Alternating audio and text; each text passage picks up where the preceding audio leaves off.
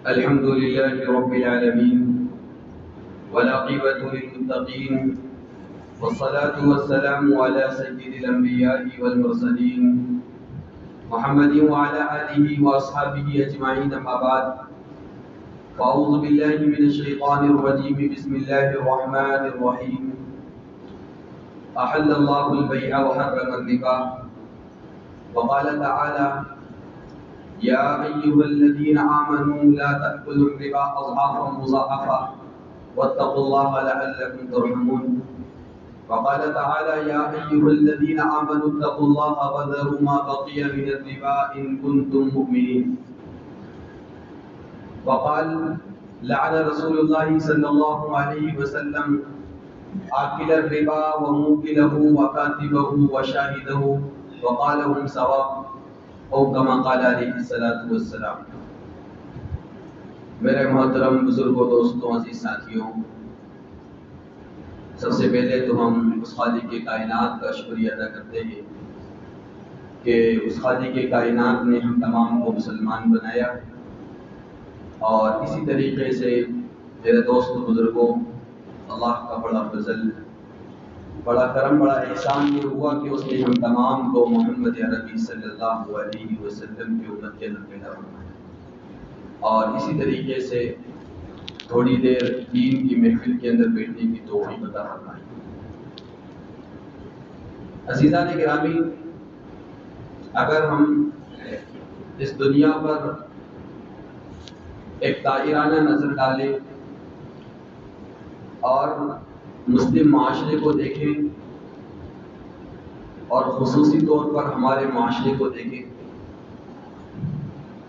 تو ہم تمام کو مسلم معاشرے کے اندر بہت سارے گناہ نظر آئیں گے. ہم گویا کہ صبح سے شام تک اور شام سے صبح تک گناہوں کے اندر میرے دوست بزرگوں ملوث ہیں. غیبت کا گناہ، بہتان کا، چغلی کا، چوری، زنا، بہت سارے جرائم آپ جانتے ہیں کہ امت کے اندر پائے جاتے ہیں.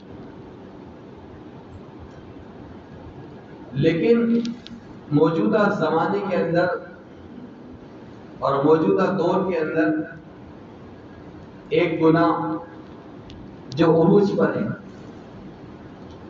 جو بلندی پر ہے اور تقریباً 95% مسلمانوں کے اندر وہ گناہ پایا جاتا ہے. عمومی طور پر تو تمام مذاہب کے لوگوں میں وہ گناہ پایا جاتا ہے، لیکن خصوصی طور پر مسلمانوں میں 95% وہ گناہ پایا جاتا ہے. اور وہ گناہ کون سا ہے میرے دوستوں؟ وہ گناہ سود، بیاج، سودی کاروبار کرنا، سود پر لوگوں کو پیسہ دینا، سود کے ذریعے لوگوں سے پیسے لینا. آپ دیکھیے یہ گناہ تقریباً 95% مسلمانوں میں پائے جاتے ہیں. اور حد تو یہ ہو گئی، آپ غور کیجئے گا کہ گناہ تو ہے لیکن اس انداز میں اس گناہ کو کیا جا رہا ہے، سودی لین دین ہو رہا ہے، سودی کاروبار کر رہے ہیں، سودی بزنس کر رہے ہیں کہ جیسا کہ حلال ہو. ایسا کر رہا ہے انسان، مطلب کوئی ٹینشن بھی نہیں ہے، نہ علماء سے مسئلہ کہ بھئی ہم یہ لین دین کر رہے ہیں تو اس کے اندر یہ جائز ہے یا ناجائز ہے. معاملہ کیا ہے؟ آپ دیکھیے بعض لوگ کو اس کو ایک طریقے سے حلال ایسا لگ رہا ہے کہ حلال ہو. اس طریقے سے آپ دیکھیے سود کا اور بیاج کا جو گناہ ہے یہ زور و شور سے ہر مسلمان نے بتایا ہے. جبکہ یہ گناہ اتنا خطرناک ہے کہ اتنا خطرناک اور دوسرا گناہ نہیں. ہم نے اس پر عمل کر کر کے اس کو ہلکا بنا دیا ہے. اگر قرآن کریم پر ہم غور کریں، بہت سارے گناہوں کا اللہ نے تذکرہ کیا ہے قرآن کریم کے اندر. چوری کا تذکرہ کیا ہے، اس کی سزا کا تذکرہ کیا، کیا سزا دی جائے. زنا کا تذکرہ کیا، اس کی سزا کو ذکر کیا ہے. لیکن اللہ تبارک و تعالیٰ نے سودی کاروبار کرنے والے کے لیے جو سزا کو ذکر کیا ہے، اتنی خطرناک کسی اور سزا کو ذکر نہیں کیا. یہ بڑا خطرناک جرم ہے. یہ گویا کہ انسانیت کا قتل کرنے والا ہے، انسانیت کو تباہ کرنے والا ایک گناہ سود و بیاج. اللہ نے قرآن کریم کے پارہ 3 کے اندر بڑی زبردست آیت کریمات کو ذکر کیا. اللہ فرماتے ہیں فَإِن لَّمْ تَفْعَلُوا فَأْذَنُوا بِحَرْبٍ مِّنَ اللَّهِ. اللہ کے فرماتے ہیں اس گناہ کے بارے میں فَإِن لَّمْ تَفْعَلُوا فَأْذَنُوا بِحَرْبٍ مِّنَ اللَّهِ. اگر تم اس گناہ سے باز نہیں آئے اور اگر رکوگے نہیں اس گناہ سے تو اللہ فرماتے ہیں فَأْذَنُوا بِحَرْبٍ مِّنَ اللَّهِ. اللہ سے جنگ کرنے کے لیے تیار ہو جاؤ. اللہ سے جنگ کرنے کے لیے تیار ہو جاؤ. اور آخرت میں نہیں. آخرت میں تو ڈائریکٹ فیصلہ ہوگا. جنگ جو کی جاتی ہے وہ میدان میں کی جاتی ہے اور میدان یہیں پر ہے.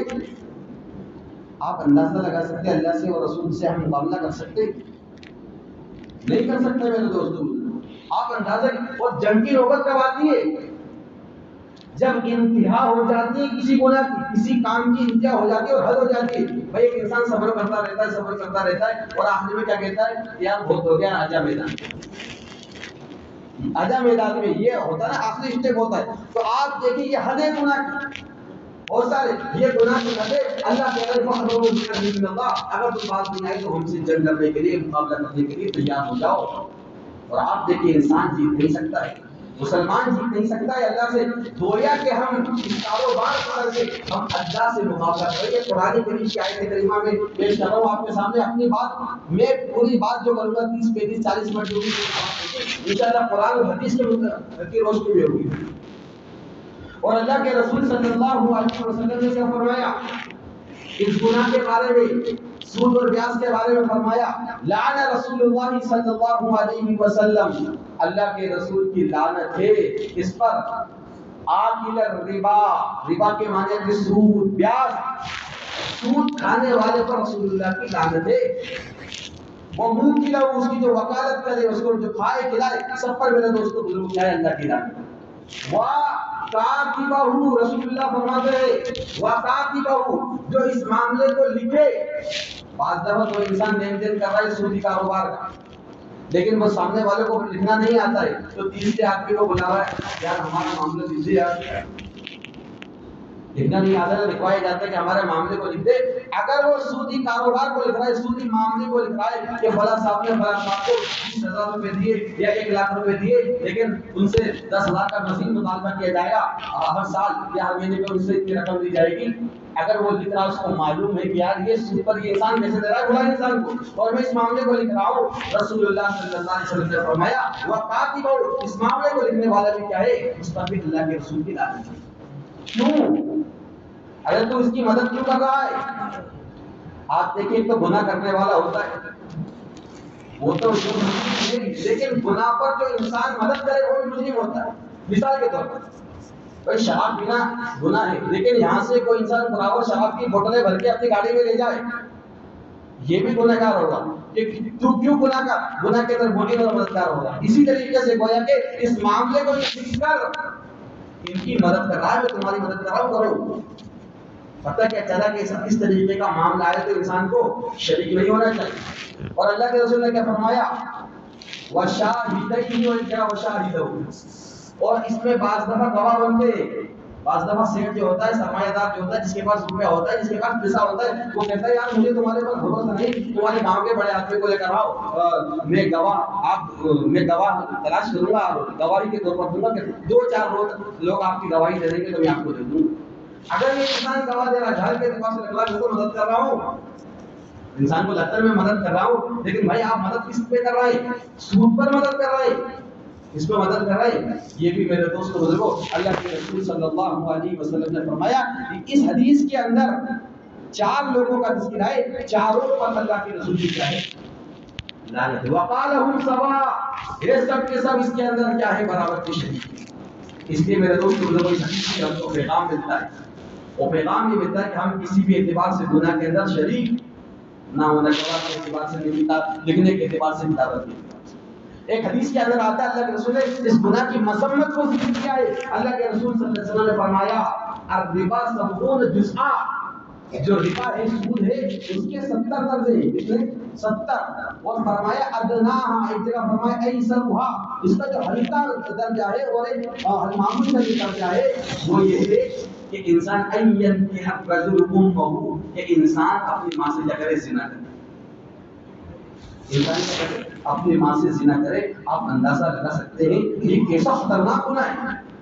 انسان کے سر پر جو نہیں دیکھ رہی کہ جب یہ اس روایتوں کو سنتا ہے.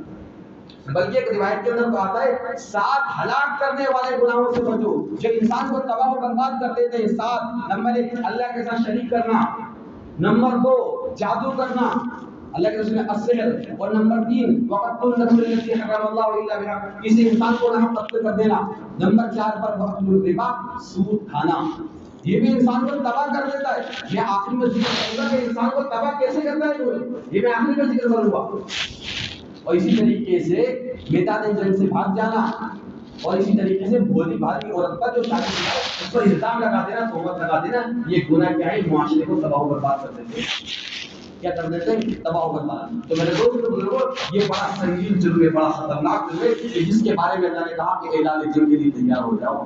اچھا سود کہتے کس کو ہے؟ سود کس کو کہا جاتا ہے؟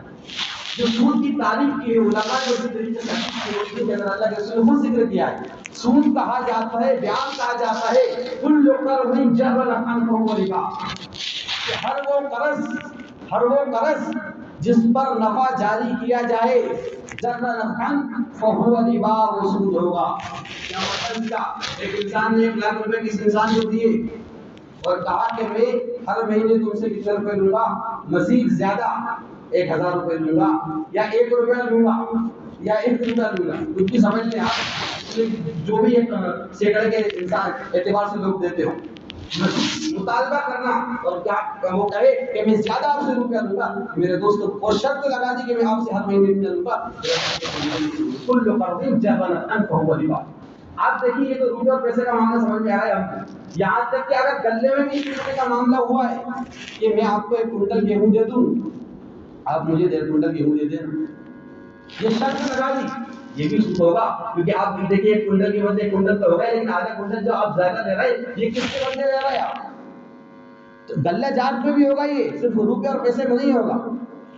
دین کے ساتھ تبادلہ اگر جن سے ہوگا وہاں پر بھی برابر ہونا ضروری ہے. مزید آپ زیادتی کا مطالبہ نہیں کرتے کسی بھی اعتبار سے.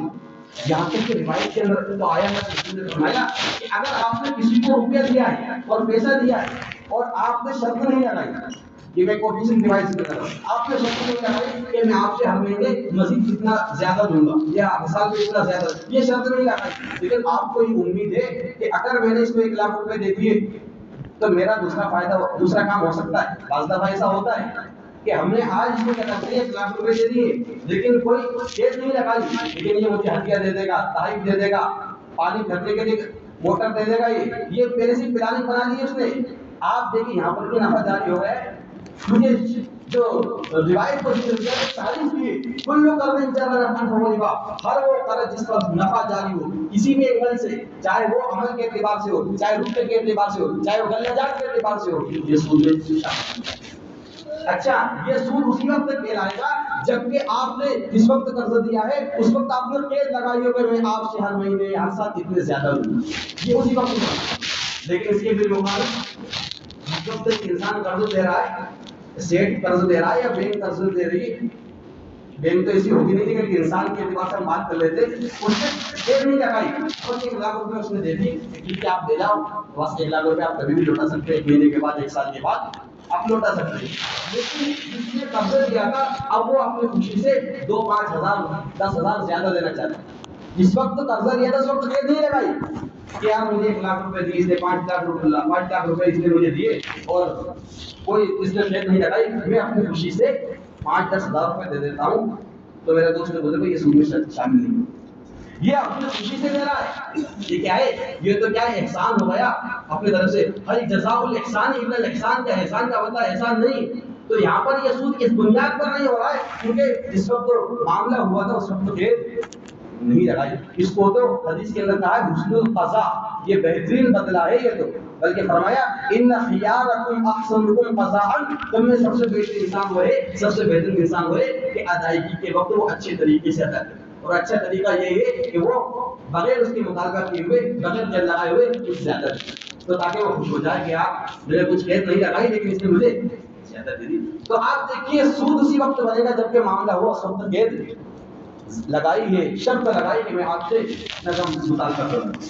اچھا یہ میں نے آپ کے سامنے ابھی تعریف کی ہے، لیکن آپ دیکھیں قرآن کریم کے اندر اس کو حرام قرار دیا۔ اللہ نے قرآن کے اندر فرمایا احل اللہ البیع وحرم الربا، اللہ نے سود کو حرام قرار دیا، یہ بالکل کلی طور پر حرام ہے۔ لیکن میرے دوست بزرگوں، مسلمانوں کا ایک بہت بڑا طبقہ وہ غلط فہمیاں پھیلا رہا ہے مسلمانوں کے درمیان۔ وہ یہ کہتا ہے اس آیت کریمہ کو لے کر کہ بھائی جو سود تھا اللہ کے رسول کے زمانے میں وہ الگ سود تھا، اور اس زمانے میں جو سود ہے وہ الگ سود ہے۔ اس سے پوچھا گیا کہ بھائی رسول اللہ کے زمانے میں کیسا سود تھا، کیسا بیاج تھا؟ تو وہ کہتا ہے کہ رسول اللہ کے زمانے میں جو سود دیا جاتا تھا، جس کا معاملہ ہوتا تھا وہ یہ ہوتا تھا کہ جو انسان غریب ہوتا تھا، اس کے پاس کھانے کا بھی انتظام نہیں ہے، پہننے کا بھی انتظام نہیں، وہ بیمار ہے، بیمار کی اس کو پیسے کی ضرورت ہے، اور کسی طریقے سے میت گھر میں سو رہی ہے اور کفن کا بھی انتظام ہے، اتنی غربت ہوتی تھی اس وقت بھی اگر وہ کسی سے پیسے مانگتا تھا تو اس کو سود پر پیسے دیے جاتے تھے۔ اس آیت کریمہ سے وہ مراد بازو کے۔ اور آج جو سود دیا جاتا ہے بینک سے یا کسی سیٹوں سے کسی انسان سے پیسہ دیا جاتا ہے، وہ مجبوری کے درجے میں نہیں لیا جاتا بلکہ کاروبار کے لیے لیا جاتا ہے، لہٰذا یہ سود حرام نہیں، بازو کے طریقے سے کہتے ہیں۔ ان کا یہ کہنا بھی میرے دوست بزرگ، ان کا یہ خیال بھی غلط ہے۔ اللہ نے قرآن کے اندر جو لفظ استعمال کیا ہے احل اللہ البیع وحرم الربا، ربا جو ہوگا، جو سود ہوگا، کسی بھی کیٹیگری کا ہوگا، کسی بھی درجے کا ہوگا، وہ حرام ہوگا۔ اسی طریقے سے ایک اور غلط فہمی قرآن کریم کی آیت کریمہ اس کو لے کر مسلمان کے درمیان اور یورپ کے جو ممالک کے وہاں تو سودی کاروبار ہے۔ پارہ 4 کی آیت کریمہ اللہ فرماتے ہیں یا ایھا الذین آمنوا، اے ایمان والو سنو، لا تأکلوا الربا اضعافا مضاعفہ، تم سود پر سود نہ لیا کرو، سود در سود نہ لیا کرو۔ اس کا کیا مطلب ہوا؟ سود پر سود کا مطلب یہ ہوا کہ بھائی یہ کہہ دیا جائے، یہ شرط لگا دی جائے کہ بھائی اگر 1 مہینے کے بعد نہیں دیا تو تم پر اس سود کو اصل کر دیا جائے گا، اس پر سود بڑھا دیا جائے گا۔ 6 مہینے 10 مہینے کے بعد، 12 مہینے کے بعد، 1 سال کے بعد جو سود رقم بنی اس کو اصل کر دیا جائے گا، پھر اس پر سود لگے گا۔ 1000 روپے دیے تھے، سود کا پیسہ 500 بن گیا، اب 1500 میں سود لگے گا، پھر 2000 میں پھر 2000، یہ سود پر سود ہوا۔ تو قرآن کریم کیا کہتا ہے؟ اللہ فرماتا ہے یا ایھا الذین آمنوا لا تأکلوا الربا اضعافا مضاعفہ، اے ایمان والو تم سود پر سود نہ لو۔ تو ان لوگوں نے اس کی دو قسمیں نکال دی تھی، مسلمانوں نے کیا نکال دی کہ اللہ کے رسول کے زمانے میں یہ سود در سود لیا جاتا تھا، وہ تو حرام ہوگا، لہٰذا جو اکیلا سود ہوگا، چاہے آپ 1 سال میں دے وہ 10 روپے کے 10 روپے دیں گے یا 100 کے 100 ہی رہیں گے، اکیلا سود ہوا، یہ حرام نہیں۔ میرے دوست بزرگوں، ان کا یہ خیال بھی کیا ہے؟ غلط ہے۔ ہر طریقے کا سود، چاہے سود مفرد ہو، اکیلا سود ہو، یا سود پر سود لیا جائے، دونوں قسم کا سود حرام ہوگا۔ اللہ قرآن کریم میں فرماتے ہیں یا ایھا الذین آمنوا اتقوا اللہ، اے ایمان والو اللہ سے ڈرو، وذروا ما بقی من الربا، ربا کے معنی ہے سود، جو وہ سود رہ گیا ہے، چاہے کسی کیٹیگری کا ہو، سود مفرد ہو، سود مرکب ہو، مجبوری کے درجے میں لیا ہو یا بزنس کے لیے لیا ہو، کاروبار کے لیے لیا ہو، ہر قسم کا سود کو کیا کر دیا جائے؟ چھوڑ دیا جائے۔ میرے دوست بزرگ، قرآن کریم کے اندر 77 آیت کریمہ ہے جہاں پر اللہ تبارک و تعالی نے سود کی مذمت کو بیان کیا ہے۔ اللہ نے ایک جگہ اس سود کو ظلم سے تعبیر کیا ہے، اس سے تعبیر کیا ہے یہ سود، یہ سودی کا نظام ہے، یہ سودی کاروبار، یہ ظلم ہے۔ اللہ قرآن کے اندر فرماتے ہیں فَبِظُلْمٍ مِّنَ الَّذِينَ هَادُوا حَرَّمْنَا عَلَيْهِمْ طَيِّبَاتٍ أُحِلَّتْ لَهُمْ وَبِصَدِّهِمْ عَن سَبِيلِ اللَّهِ وَأَخْذِهِمُ الرِّبَا وَقَدْ نُهُوا عَنْهُ وَأَكْلِهِمْ أَمْوَالَ النَّاسِ بِالْبَاطِلِ۔ اللہ نے فرمایا یہودیوں کے یہاں پر یہ نظام تھا کہ وہ سودی کاروبار کرتے تھے، اخذیم الربا۔ حضرت موسیٰ کی جو قوم ہے اس کا تذکرہ ہے اس آیت کریمہ کے اندر کہ موسیٰ کی جو قوم تھی وہ بھی سود کا کاروبار کیا کرتے تھے، اللہ کے راستے سے روک کھولتے تھے، لوگوں کے مالوں کو باقی طریقے سے ناپ طریقے سے لے لیا کرتے تھے۔ اللہ نے ان پر جو اللہ نے اس کو ظلم سے تعبیر کیا، یہ امت مسلمہ پر ظلم ہے۔ ارے ظلم ہے یا نہیں ہے؟ ارے کوئی غریب انسان دینا چاہے گا 1 لاکھ کے میں 1 لاکھ کے 10,000 وسیع زیادہ دوں، تو پتہ ہی چلا کہ غریبوں پر ہی چاہے ظلم ہے۔ قرآن نے بھی اس سود کو گویا کہ ظلم سے تعبیر کیا ہے۔ اللہ نے دنیا کے اندر یہودیوں پر جو عذاب کو مسلط کیا تھا، اللہ فرماتے ہیں اس کے اندر کہ حلال چیزوں کو بھی ان پر حرام کرا، یہ ان کے لیے حرام رہی۔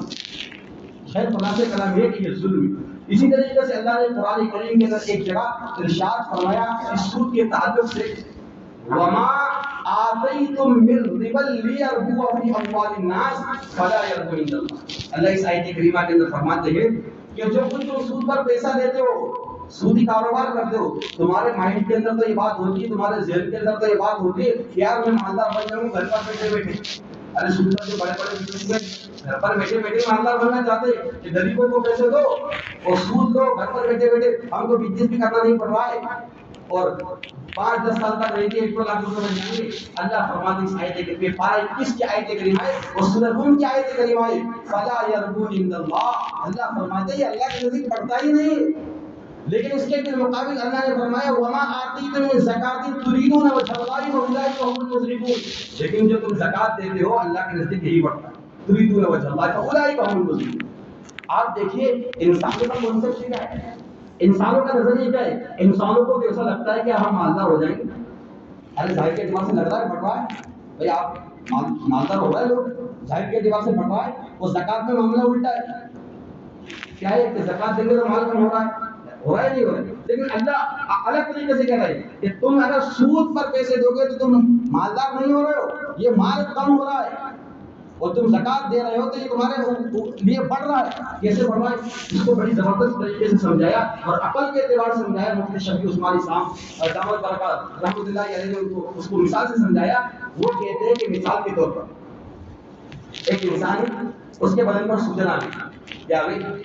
سوجن آ گئی. تو ظاہر کے اعتبار سے وہ انسان موٹا لگے گا یا نہیں لگے گا؟ یا موٹا ہے، لیکن کیا اس کے لیے وہ سوجن فائدہ بڑھ رہا ہے؟ کیا بدن تو بڑھ رہا ہے، بدن بڑھ رہا ہے. اسی طریقے سے جو سود پر پیسے دیتا ہے یہ بڑھ گیا پیسوں کے اعتبار سے، لیکن وہ اس کے لیے جس طریقے سے سوجن جس کو سوجن آ جائے وہ سوجن اس کے لیے فائدہ مند نہیں ہے. اس طریقے سے جو سود پر پیسے دیتا ہے اس کے لیے وہ پیسہ فائدہ مند نہیں ہے. وہ یہ کہ جس طریقے سے سودن میں تکلیف ہوتی ہے اسی طریقے سے اس مال میں کسی نہ کسی اعتبار سے کیا ہوگی، اس کو تکلیف ہوگی، دنیا میں تکلیف ہوگی. میں قرآن کی آیت کریمہ سے اس کو ذکر کروں گا انشاءاللہ آپ کے سامنے.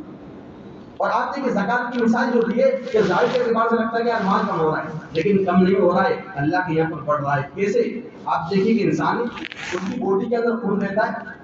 بعض دفعہ کیا ہوتا ہے کہ نشہ لگایا جاتا ہے، پشنا لگایا جاتا ہے، خون نکالا جاتا ہے.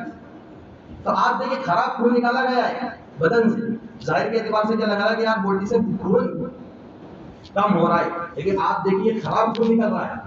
باڈی کے لیے یہ نقصان دہ نہیں بلکہ باڈی کے لیے کیا ہے، بدن کے لیے فائدہ مند ہے. اسی طریقے سے زکات دینے میں مال کم نہیں ہوتا ہے بلکہ یہ تو مال کے لیے فائدہ مند ہے. شاید آپ کی بات سمجھ میں آئی. یہ تفسیر کی کتاب مالک القرآن، اس کے اندر کی مثال بڑی زبردست. خیر خلاصہ کلام یہ ہے میرے دوست بزرگ، اللہ تبارک و تعالیٰ نے متعدد آیت کریمہ کے ذریعے امت کو سمجھانے کی کوشش کی کہ یہ سود جو ہے یہ حرام ہے. جب یہ آیت کریمہ نازل ہوئی میرے دوست بزرگ اللہ کے رسول صلی اللہ علیہ وسلم پر، تو اس موقع پر تمام لوگوں نے سود کو چھوڑ دیا. جو زمانے جاہلیت میں صحابہ کرام زندگی گزار رہے تھے سب نے چھوڑ دیا تھا.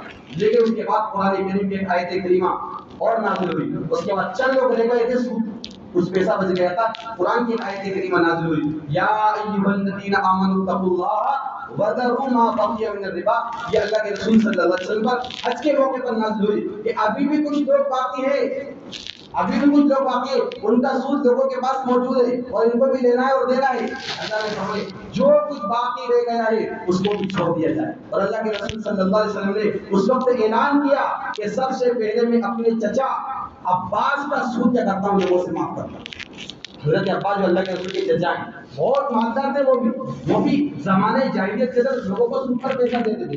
لیکن اللہ کے رسول صلی اللہ علیہ وسلم نے اعلان کیا کہ دیکھو بھائیو، آج میں حج کے موقع پر ہوں اور 7 لاکھ کا گویا کہ مجمع ہے اور حجاج کرام ہے، سب سے پہلے میں اعلان کرتا ہوں کہ جو سود جو تم کو رقمیں دی میرے چچا نے عباس نے سود پر اور تم سے سود لینا ہے، میں عباس کی طرف سے سب سود معاف کرتا ہوں اور اب تم سے وہ سود نہیں لیا جائے گا. اور اللہ نے فرمایا لا تظلمون ولا تظلمون، تم ظلم بھی نہ کرو کسی پر سود لے کر، ولا تظلمون، اور تم پر ظلم بھی نہیں کیا جائے گا. یعنی جو غیر مسلم ہے ان کو بھی وہ بھی سود آپ سے نہیں لے سکتے.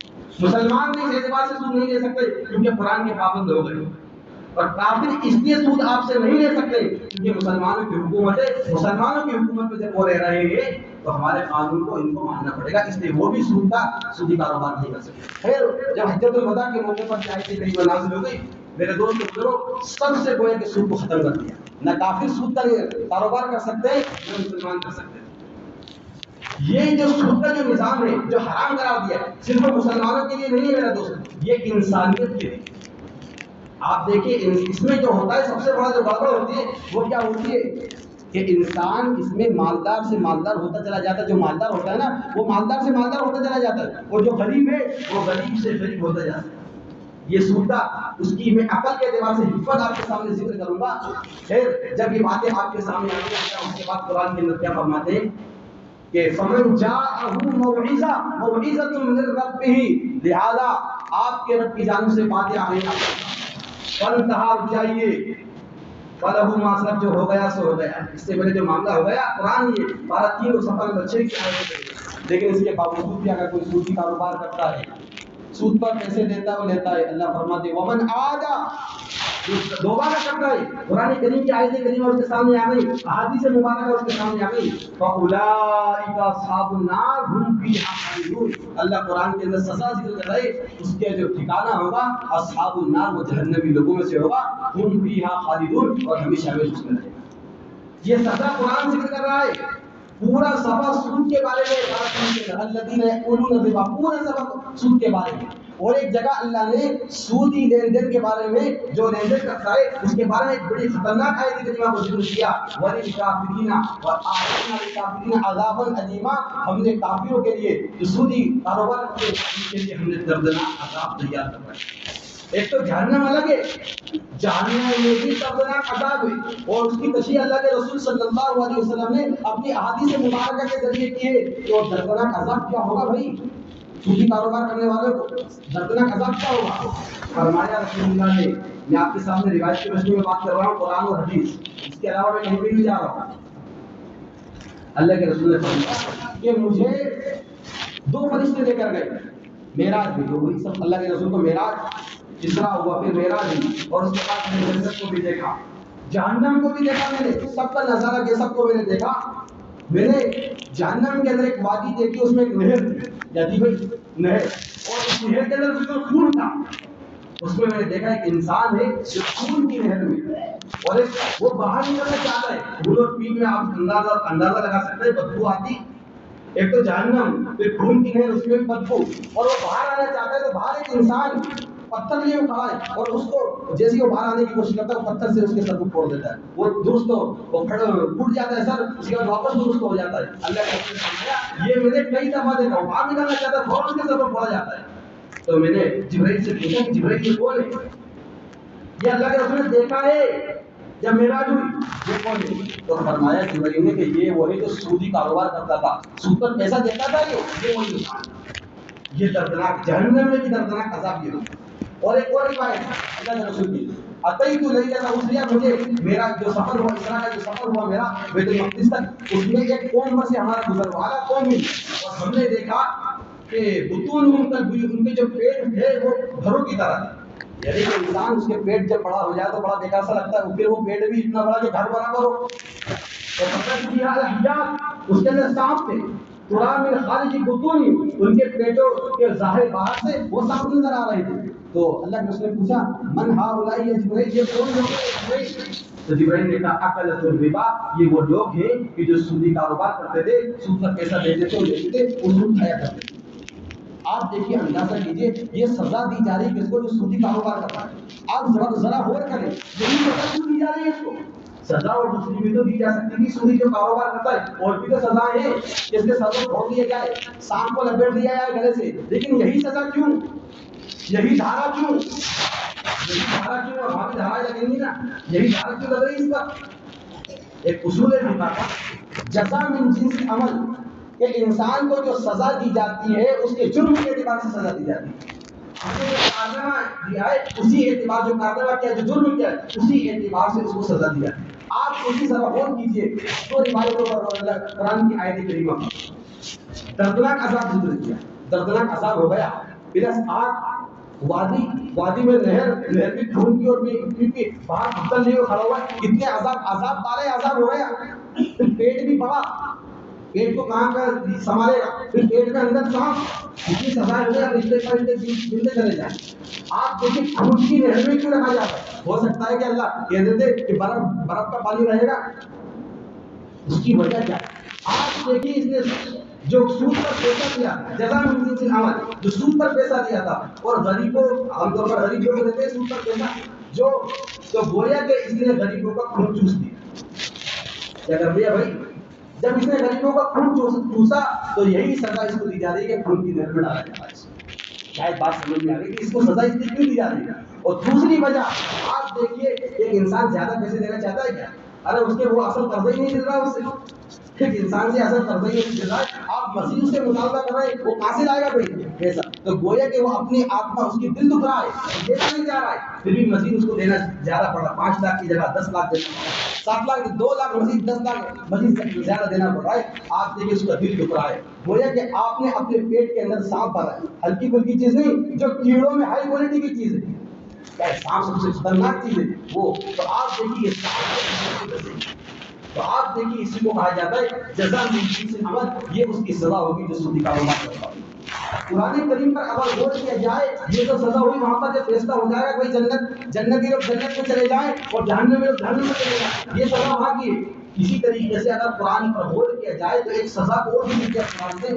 وہ سزا یہ ذکر کی ہے اللہ نے قرآن کے اندر کہ جب یہ انسان قبروں سے کھڑے ہوں گے, اس سب قبر میں چلے جائیں گے, اور جب قیامت قائم ہوگی وَإِذَا الْقُبُورُ بُعْثِرَتْ, قبروں کو گھڑ دیا جائے گا. جب لوگ قبروں سے اٹھیں گے, ایک ایک قبروں سے 70 مردے اٹھیں گے اور میدان محشر کی طرف جائیں گے, تو اللہ قرآن کریم کے اندر ذکر کرتے ہیں الَّذِينَ يَأْكُلُونَ الرِّبَا لَا يَقُومُونَ إِلَّا كَمَا يَقُومُ الَّذِي يَتَخَبَّطُهُ الشَّيْطَانُ مِنَ الْمَسِّ. یہ انسان کھڑا نہیں ہو سکے گا مگر کنڈیشن اس کی ایسی ہوگی يَتَخَبَّطُهُ الشَّيْطَانُ مِنَ الْمَسِّ, کہ شیطان نے اس کو بھپتی بنا دیا. يَتَخَبَّطُهُ الشَّيْطَانُ مِنَ الْمَسِّ, بس چھو کر اس کو بھپتی بنا دیا. یعنی ایسی کنڈیشن ہوگی کہ اس پر جنات پوری دنیا کے لوگ اس کو سمجھ جائیں گے کہ سودی کاروبار ہے. اس کی کنڈیشن الگ ہی رہے گی. یہ تو میں نے آپ کے سامنے میدان محشر کی ذکر کی. اسی طریقے سے دنیا کے اندر اس کو سزا کیا ملے گی بھائی؟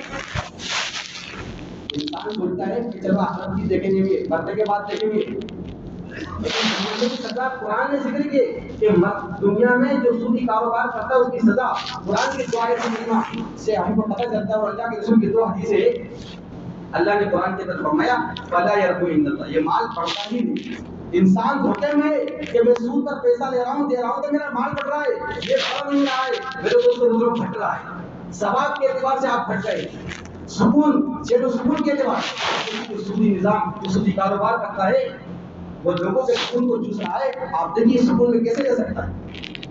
ارے سکون کے روپیے اور پیسے میں کیا نہیں.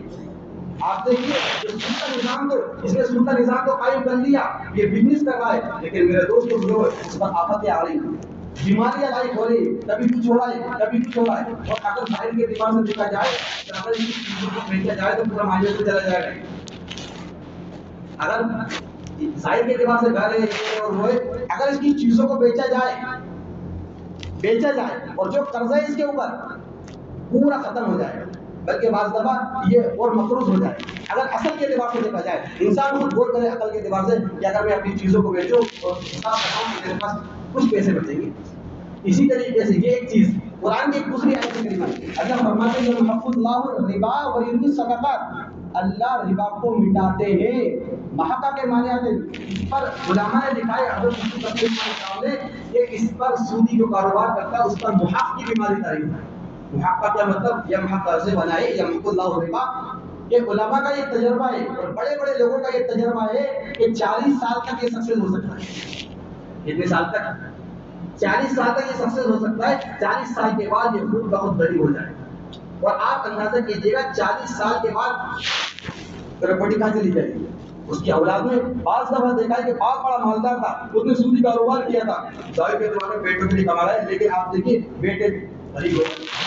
اور انسانوں کا دماغ وہاں تک جاتا نہیں. وہ تو یہ کہتے ہیں یار اولاد نکمی, ہمارے علاقے میں کہ اولاد نکمی اس لیے غریب ہو گئے, لیکن اصل وجہ یہ نہیں ہے میرے دوست. اصل وجہ یہ ہے کہ اس کے باپ نے اس کے بیٹوں کے لیے جو پراپرٹی بنائی وہ سودی کاروبار کے اعتبار سے بنائی, استعمال کیا ہے, مٹا دیا ہے. اللہ فرماتے ہیں یمحق اللہ الربا, اللہ ربا کو مٹاتے ہیں کیونکہ تم نے غریبوں پر کیا کیا ہے, ظلم کیا ہے, ظلم اور زیادتی کی ہے.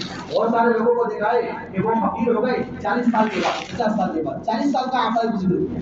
اور اسی طریقے سے اللہ کے رسول صلی اللہ علیہ وسلم کی روایت ہے, اللہ کے رسول صلی اللہ علیہ وسلم نے فرمایا کہ جس معاشرے کے اندر 2 برائیاں آ جاتی ہیں, نمبر 1 زنا کاری, نمبر 2 سودی نظام.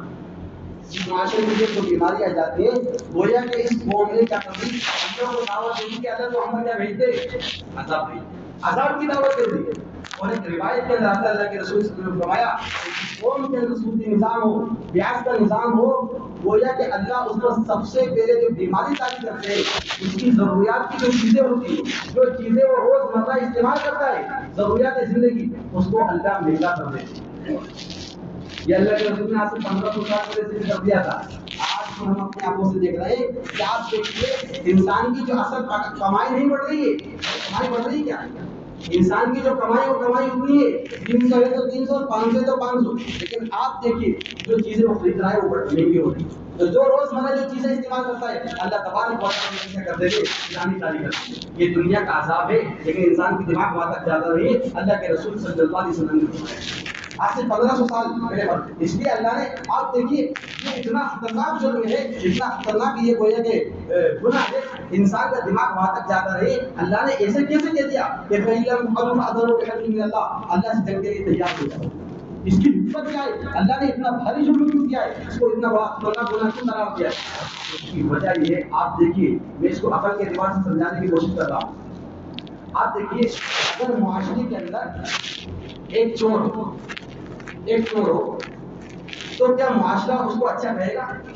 یعنی یہ کہے گا، جبکہ اگر دیکھا جائے تو اس کو کچھ نہ کچھ فائدہ ہو رہا ہے، ورنہ تو معاشرے کو یہ کہنا چاہیے یار اچھا کام کر رہا ہے، یار پیٹ تو بھر رہا ہے اپنا، پوری کا اچھا گھر بیٹھے بیٹھے اس کے بچے بھوکے فیس بھر دے گا، یار یہ بھی تو کہنا چاہیے، اس کو فائدہ ہے دنیا کے اعتبار سے، دنیا کے اعتبار سے۔ لیکن آپ دیکھیے پوری قوموں کا اس بات پر اتفاق ہے، پوری دنیا کے قوم جتنی بھی کہ چند لوگوں کا فائدہ اور پوری قوم کا نقصان، چند لوگوں کا فائدہ اور پوری قوم کا نقصان۔ چوری میں کیا ہوا ہے؟ چوری میں ایک آدمی کا، 2 آدمی کا فائدہ ہو رہا ہے ظاہر کے اعتبار سے، لیکن پوری قوم کا کیا ہے؟ کبھی جیسے جو ہے کبھی کیا کر رہا ہے، کبھی کیا کر رہا ہے، پوری قوم کا نقصان ہے۔ جب قوم اس کو برداشت نہیں کر سکتی ہے تو اس کو بھی برداشت نہیں کرنا۔ اس میں بھی کیا ہو رہا ہے کہ آپ دیکھیے، میں مثال سے سمجھاتا ہوں۔ آپ دیکھیے ہم پیسے کہاں پر جمع کر رہے ہیں بھائی؟ بینک میں جمع کر رہے ہیں۔ یہ تو دنیا والوں نے نظام بنایا ہے، بینک میں ہم نے 1 لاکھ روپے مثال کے طور پر جمع کر دیے، کیا ہم کو 1 کروڑ روپے کے اعتبار سے مل جائیں گے؟ ہاں اگر بزنس کریں نہیں ملیں گے۔ ارے تو نہیں، یہ اسی کو پیسہ دیتا ہے جو خوب مالدار ہو، اس کے پاس کچھ ہو دکھانے کے لیے۔ اگر تم پیسے نہیں دو گے تو ہم تمہاری بیٹی کیا کر دیں گے، سب کر دیں گے۔ آج کیونکہ جو بینک ہے وہ بینک مالدار آدمیوں کو کیا دیتے ہیں، کروڑوں کے اعتبار سے دیتے ہیں، غریبوں کو نہیں دیتے۔ تو گویا کہ غریبوں کا پیسہ بینک میں گیا اور بینک والوں نے اس کو دیا، آج بڑے بڑے جو بزنس مین ان کو دیا۔ تو آپ دیکھیے ہم کو پیسے کا کتنے مل رہا ہے بھائی؟ 10 لاکھ مل رہا ہے سال کے اعتبار سے، لیکن بینک اس کو 20% کے اعتبار سے دیتا ہے۔ تو بینک نے 10% ڈال دیا اور 10% آپ کو دے دیا۔ جو بڑا بزنس مین سرمایہ دار ہے وہ 1 کروڑ سے 2 کروڑ ایک سال میں کما رہے ہیں۔ تو گویا کہ اس میں جو فائدہ 10 گنا فائدہ ہو رہا ہے، وہ 10% بینک کو دے دے گا، 10% پبلک کو آ گیا۔ تو گویا کہ ہم نے کیا کیا، بینک کا فائدہ کر دیا۔ ایک ہمارے جو بھی جتنے بھی اس کے اندر لوگ اور جو بڑے بڑے سرمایہ دار ہیں اور بڑے بڑے جو بزنس مین ہیں ان کو ہم اپنے پیسوں سے مالدار بنا رہے ہیں۔ تو یہ ایسی ہوگا کہ چند لوگ مالدار بن رہے ہیں۔ ارے آپ دیکھیے ہم بھی تو مالدار بن سکتے، ہم بھی تو بزنس مین بن سکتے، ہم کیوں نہیں بن رہے بزنس مین؟ وجہ کیا ہے کہ دنیا والوں نے نظام ایسا ہی بنایا کہ غریبوں کے پیسے کو بینک میں جمع کرو اور اس پیسے کو بڑے بڑے لوگوں کو دو اور بولے کہ ہم ان سے انکم ٹیکس کھینچیں گے۔ آپ دیکھیے اس میں 3 لوگوں کا بڑا فائدہ ہے۔ آپ دیکھیے بڑے بڑے بزنس مین لوگ 1.5 لوگ سے بزنس کریں گے تو وہ انکم ٹیکس کس کو دیں گے؟ سرکار کو دیں گے۔ سرکار کو بھی بیٹھے بیٹھے فائدہ ہے، بینک بھی بیٹھے بیٹھے ہمارے پیسے سے پیسے کما رہی ہے۔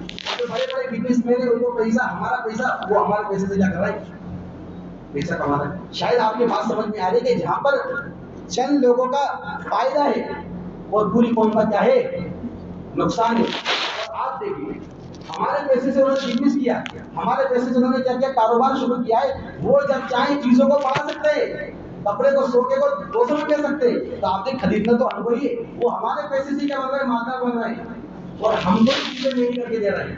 تو آپ دیکھیں ہم کو کون سا فائدہ ہو رہا ہے؟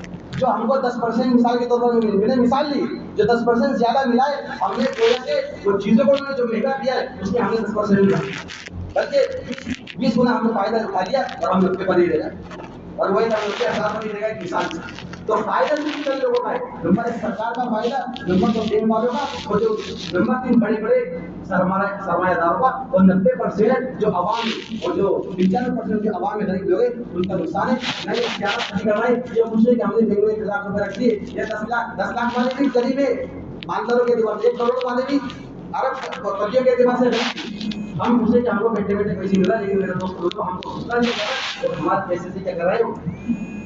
ये दुनिया वालों ने निजाम बनाया, लेकिन अल्लाह ने निजाम क्या बनाया? अल्लाह ने निजाम ये बनाया, आपके पास कितना ही पैसा हो आप उसको क्या कीजिएगा, बिजनेस में लगाइए। आपका बच्चा बिजनेस खड़ा होगा, ना कि आप 5 करोड़ का बिजनेस खड़ा करवा बैंक में पैसे जमा करके आप खुद बिजनेस की। और अगर आपके पास मजीद पैसा हो जाए, ज्यादा पैसा हो जाए, तो आप अल्लाह ने निजाम क्या कायम किया, ज़कात अदा करो। जब ज़कात किसको अदा करेंगे? गरीबों को अदा करेंगे। तो आप देखिए खुद का भी बिजनेस खड़ा होगा और आपके पास जो मजीद पैसा होगा वो ज़कात के तौर पर गरीबों को देंगे, तो गरीबों का भी निज़ाम क्या होगा, चलेगा। पता चला कि इस निज़ाम से तिजारत और ज़कात से तमाम के तमाम लेवल पर आ जाएगा। इसलिए इसी बुनियाद पर अल्लाह तबारक व तआला ने उसको हराम करार दिया। इसमें चंद लोगों का फायदा है, वो बिजनेस और ज़कात में हर एक इंसान बिजनेसमैन बनेगा और जो गरीब है उनकी गुर्बत खत्म होगी। तो इनकम टैक्स बड़े बड़े बिजनेसमैन दे रहे हैं, वो इनकम टैक्स को दूसरा नाम रखते हैं ज़कात का। ये अब ज़कात के तौर पर किसके पास जा रहा है? गरीबों के पास जा रहा है। शायद आप मेरी बात समझ पा रहे हैं कि इस बुनियाद पर अल्लाह तबारक व तआला ने उसको हराम करार दिया है कि जिससे क्या हो रहा है, जो गरीब हो रहा है और जो मालदार है वो मालदार हो रहा है। अल्लाह तबारक व तआला